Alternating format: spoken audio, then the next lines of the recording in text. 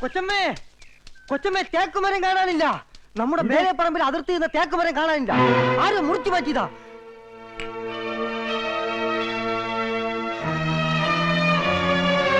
മരം വെട്ടിയെടുത്തിട്ട് അധികം നാളായിട്ടില്ല. ഉടനെ പോലീസ് അറിയിച്ചാൽ തുമ്പ് കിട്ടും. തേക്ക് മരത്തിന്റെ തുമ്പ് കിട്ടിയിട്ട് എന്ത് ചെയ്യാനാ? പോയത് പോയില്ലേ, ഇനി ഇതും പറഞ്ഞ് ബഹളം വെക്കണ്ട. ആഹാ, അങ്ങനെ അങ്ങ് വിടാനൊക്കോ? എത്ര രൂപയുടെ മുതലാ? ആദ്യം കള്ളരാണെന്ന് അറിയണം, എന്നിട്ട് പോലീസിൽ പരാതിപ്പെടാം. അതെ, അച്ഛനൊന്ന് മഷിയിട്ട് നോക്ക്. ആ,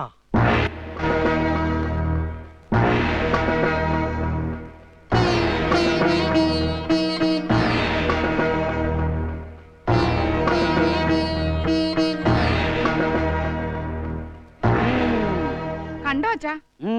പരശുരാമനെയാണ് ഞാൻ കണ്ടത്. കയ്യിൽ മഴുവേന്തി നിൽക്കുന്ന പരശുരാമൻ. അപ്പോ ആയുധവുമായി ബന്ധമുള്ള ആരോ ആണ് പൊട്ടിച്ചിരിക്കുന്നത്. അതും ഈ വീട്ടിലുള്ള ആള് തന്നെ. ഈ വീട്ടിലാർക്ക് ആയുധമായിട്ട് ബന്ധം? ഓ, വെറുതെ ഓടിയത് മിച്ചം. ഒരു കൊളക്കോഴിയെ പോലും കിട്ടിയില്ല. ആ പഴയ ഉന്നമൊക്കെ പോയി.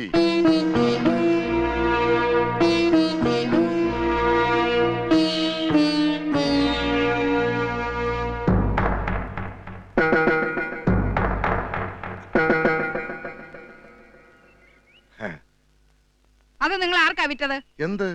ഒന്നും അറിയില്ലല്ലേ? ആ തേക്കുമരം എവിടെന്ന്? ഏത് തേക്കുമരം? മേലെ പറമ്പിന്ന് മോട്ടിച്ച് വിറ്റില്ലേ? ആ തേക്കുമരത്തിന്റെ കാര്യമാണ് ചോദിച്ചത്. ഓ, ആ തേക്കുമരം. ഇനി ഞാനത് പറയാം.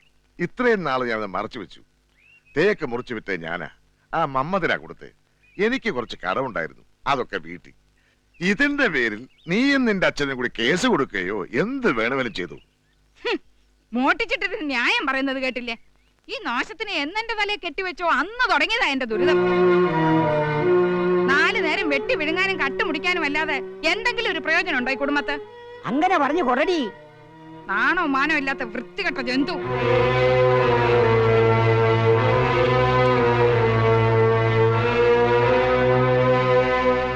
മോൾ ഇതൊന്നും കണ്ട് പേടിക്കണ്ട. ഇതിവിടെ എന്നും നടക്കാറുള്ള കലാപരിപാടികളാ.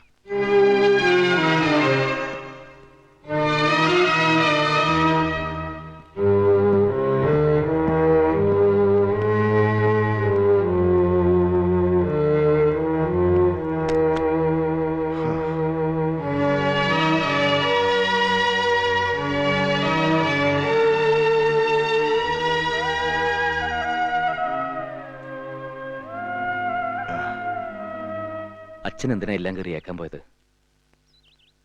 ആ മരം മുറിച്ചു വിറ്റത് ഞാനാ. അറിയാം. ആദ്യം എന്നോട് വന്ന് അനുവാദം ചോദിച്ചിട്ടാ നിന്റെ കയ്യിൽ നിന്ന് മമ്മദ മരം വാങ്ങിയത്. ആ പണം കൊണ്ട് ഇവക്ക് സ്വർണം വാങ്ങിയിട്ടാ ഈ കല്യാണം നടത്തിയതെന്നും എനിക്കറിയാം.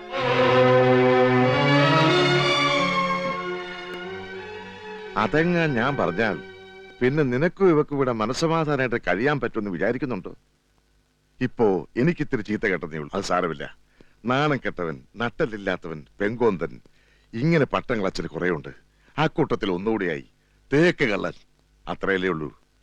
നിങ്ങൾ സമാധാനമായിട്ട് കഴിഞ്ഞാൽ മതി മക്കളെ. അത് കണ്ടാ മതി അച്ഛനെ.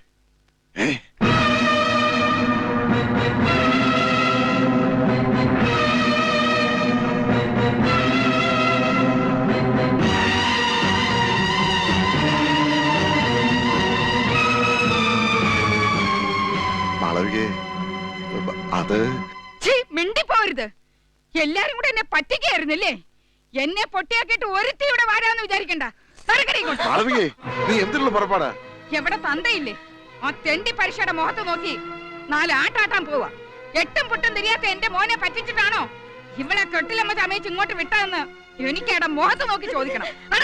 അമ്മേ, ഞാൻ പറയുന്നൊന്ന് കേക്ക്. ഇല്ല, എന്നെ കൊന്നാലും ഞാൻ മാറില്ല.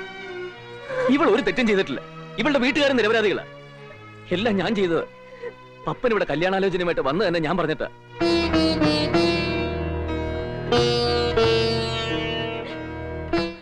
എനിക്ക് അംബികയെ നേരത്തെ അറിയായിരുന്നു.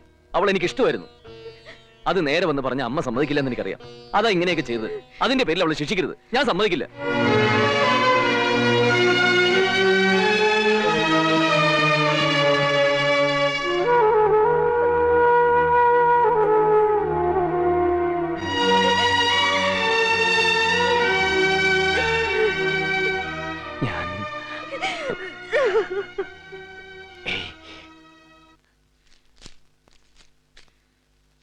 ദാ പറഞ്ഞതിനേക്കാളും 10 രൂപ കൂടുതലുണ്ട്. എന്നാലും കൊച്ചമ്മേ ഇത്ര പെട്ടെന്ന് എന്നോട് ഇങ്ങനെ ചെയ്യരുതായിരുന്നു. പിരിച്ചുവിടാൻ മാത്രം ഇവൾ എന്ത് തെറ്റ് ചെയ്യുന്നതാ നീ പറയുന്നത്? ഒരു തെറ്റും ഇവിളി ചെയ്തെന്ന് ഞാൻ പറഞ്ഞില്ല. ഒരു വേലക്കാരിയെ നിർത്തി ചെയ്യിക്കാനുള്ള ജോലി ഈ വീട്ടിലുണ്ടോ? ഉണ്ട്. ഉം? ഉണ്ടോ? ഇല്ല. ഓ. ഉള്ള ജോലി ചെയ്യാൻ ഇവിടെ ഉള്ളവരൊക്കെ തന്നെ മതി. പിന്നൊരുത്തി കെട്ടിക്കേറി വന്നിട്ടുണ്ടല്ലോ, അവക്ക് ചെയ്യാൻ തന്നെ ഇവിടെയുള്ള ജോലി തികയത്തില്ല.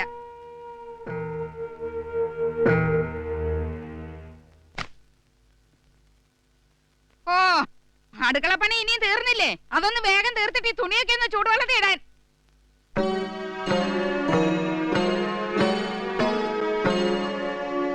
എടാ, ഇന്ത്യ പാക് യുദ്ധത്തിൽ ഏറ്റവും അപകടം പിടിച്ചൊരു മുറയായിരുന്നു ഉളിപ്പോര്. ഇന്നത്തെ ഈ അമ്മായിയമ്മ പോരുമായിട്ട് തുലച്ചു നോക്കുമ്പോ അതൊന്നുമല്ലായിരുന്നു. ഈ സാറ് എന്നെയും തല്ലു ഒളിക്കുന്നാ തോന്നണത്.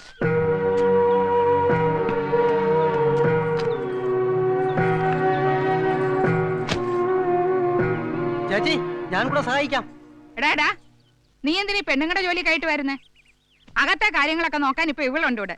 നീ തൊഴുത്തിലെ കാര്യവും പറമ്പിലെ കാര്യവും മാത്രം നോക്കിയാ മതി കേട്ടാ. ഞാൻ ചെയ്തോളാം. നാരായണൻകുട്ടി പൊയ്ക്കോ.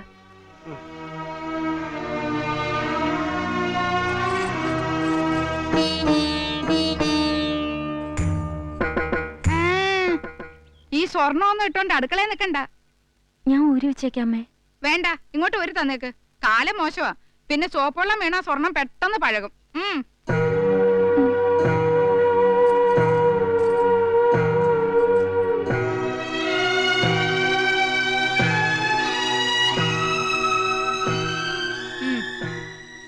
പിന്നെ ഇതൊക്കെ ഇട്ടോണ്ട് ഞെളിഞ്ഞു നടക്കാനുള്ള യോഗ്യതയൊന്നും ഇല്ലല്ലോ. കേട്ടോ നാരായണൻകുട്ടി, പറമ്പിൽ നിൽക്കുന്ന തടിയുടെ മേലെ എപ്പോഴും ഒരു കണ്ണ് വേണം. നാളെ ഇനി വല്ല തറവാട്ടുകാരും ബംഗ്ലാവ് വെച്ചൊന്നും വരുവേ.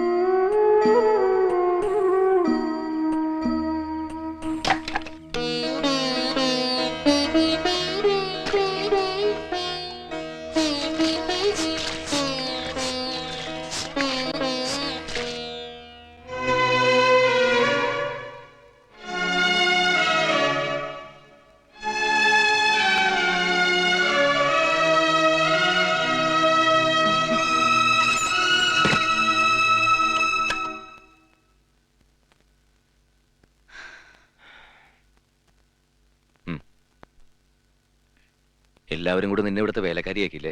ഏയ്, ബാലുവേട്ടന് എന്തു പറ്റി? വീട്ടു ജോലി ചെയ്താ വേലക്കാരിയാവോ? ഇതൊക്കെ ഞാൻ എന്റെ വീട്ടിലും ചെയ്യുന്നതല്ലേ. അതൊന്നുമല്ല, ഞാൻ കാണുന്നുണ്ട് പലതും. ഞാൻ കാരണം നീയെ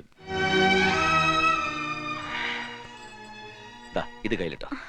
അയ്യോ വേണ്ട, ഇതൊന്നും വേണ്ട. വേണം, എന്റെ ഒരു സന്തോഷത്തിനാ. വെറുതെ ഇങ്ങനെ മനസ്സ് വിഷമിപ്പിക്കണ്ട. ഈ അടുക്കള കാര്യങ്ങളിലൊന്നും തലയിടാൻ വേണ്ട. ഇതൊക്കെ ഞങ്ങള് പെണ്ണുങ്ങള് നോക്കിക്കോളാം. ആ സിഗരറ്റ് കളഞ്ഞേക്ക്. സിഗരറ്റ് കളയടോ.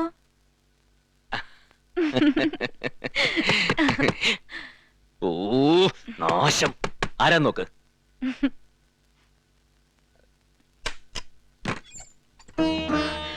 സന്ധ്യ ആകുന്നതിനും പകത്ത് കയറി കഥടച്ചാൽ എങ്ങനെയാ? കാലത്തേക്കൾ ഉഴുന്നു വെള്ളത്തിൽ കിടക്കുക, അതരക്കണ്ടേ? ഒരു കെട്ടിടമോ. ഇത് ഇങ്ങനെ വിട്ട പറ്റില്ല. വേണ്ട, എന്നെ ചൊല്ലൊരു പ്രശ്നം ഉണ്ടാവരുത്. ഒക്കെ ശരിയാവും ബാലോട്ടാ. കുറച്ചു ദിവസം കഴിയുമ്പോ എല്ലാം നേരെയാവും. അയ്യോ ഉഴുന്നു വരയ്ക്കണ്ട, ഒരു കോപ്പ് വരയ്ക്കണ്ട. നേരം പാതിരേ. പെമ്പിള്ളേര് കാതിലും കഴുത്തിലും ഒക്കെ നിറച്ച് സ്വർണ്ണിട്ടോണ്ട് വേണം വരാൻ. അല്ലെങ്കിലേ പച്ച പാതിരയ്ക്ക് ഉഴുന്നരക്കേണ്ടി വരും. ഓ, ഈ ഉഴുന്ന് കണ്ടുപിടിച്ചത് ഏത് പന്ന പരട്ടയാ? എന്താ മോനെ? ഒന്നുമില്ല അമ്മേ.